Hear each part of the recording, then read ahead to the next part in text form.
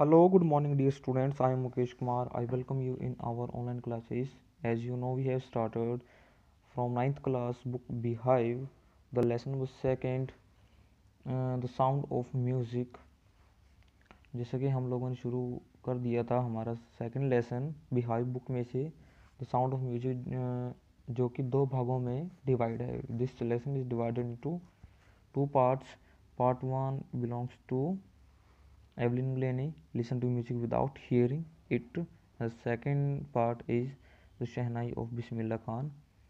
हम इसको शुरू कर चुके थे और आज हम आगे पढ़ेंगे. उससे पहले आपको उसके साथ जोड़ना चाहता हूँ जो हमने कल पढ़ा था कि एक लड़की है, किस उसका नाम क्या है, एवलिन ग्लेनी, जो कि स्कॉटलैंड से बिलोंग करती है और लंदन जा रही है. ठीक है, royal academy of music in London में जा रही होती है. ओके, जिसके उसके लिए कि बहुत बड़ा एक चैलेंज है वहाँ पर जाके परफॉर्मेंस करना और अपनी पहचान बनाना.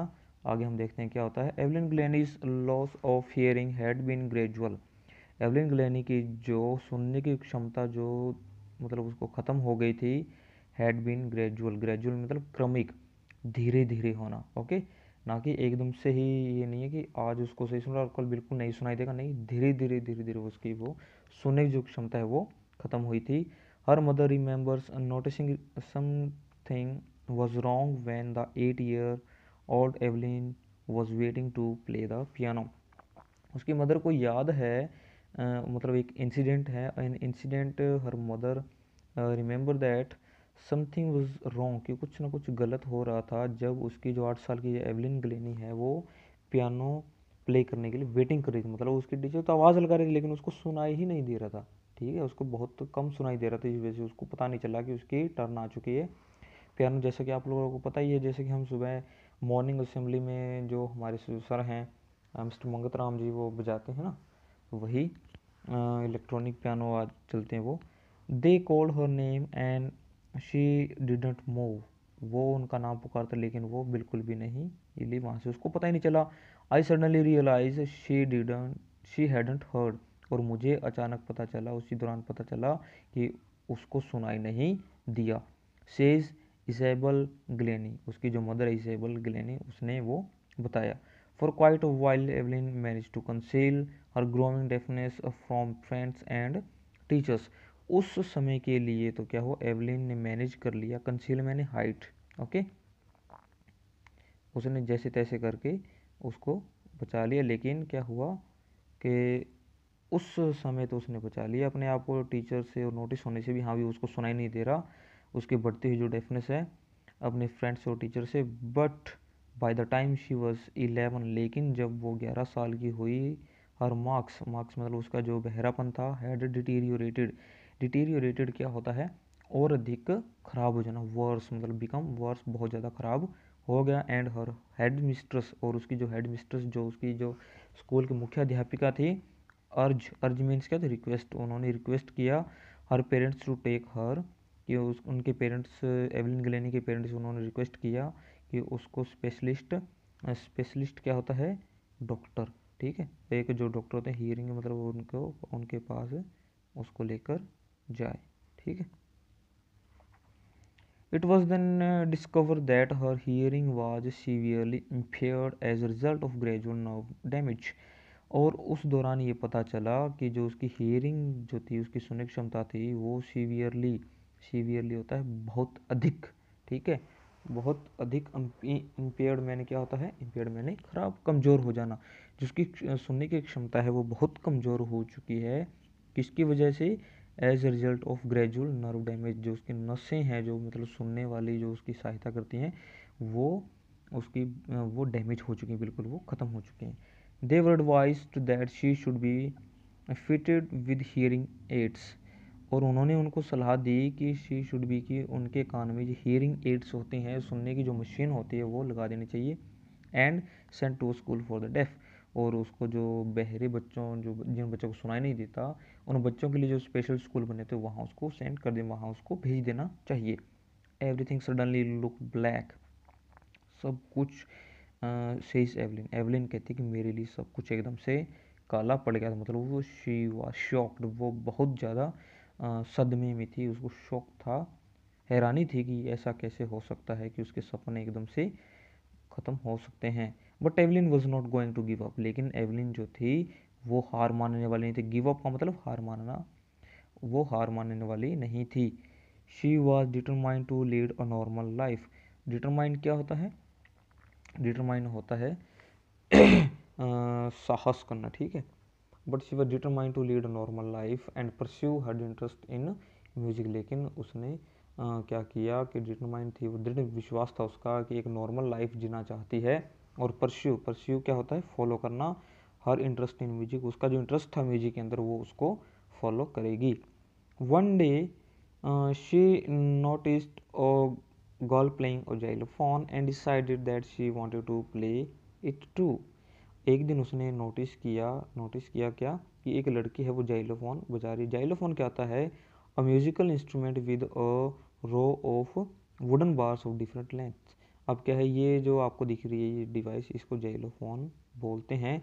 और ये क्या होता है? एक म्यूजिकल इंस्ट्रूमेंट होता है with a row of wooden bars, जो कि इसके अंदर ये वुडन बॉल्स हैं जो आगे आपको दिखाई दे रही हैं, ठीक है। और ये आपके सामने जो जो दिख रहे हैं इससे उनको प्ले किया जाता है और अलग अलग साउंड प्रोड्यूस करते हैं। और उसने भी तय किया कि वो भी उस जाइलोफोन को बजाना चाहते, उसको वो प्ले करना चाहते थे। ओके।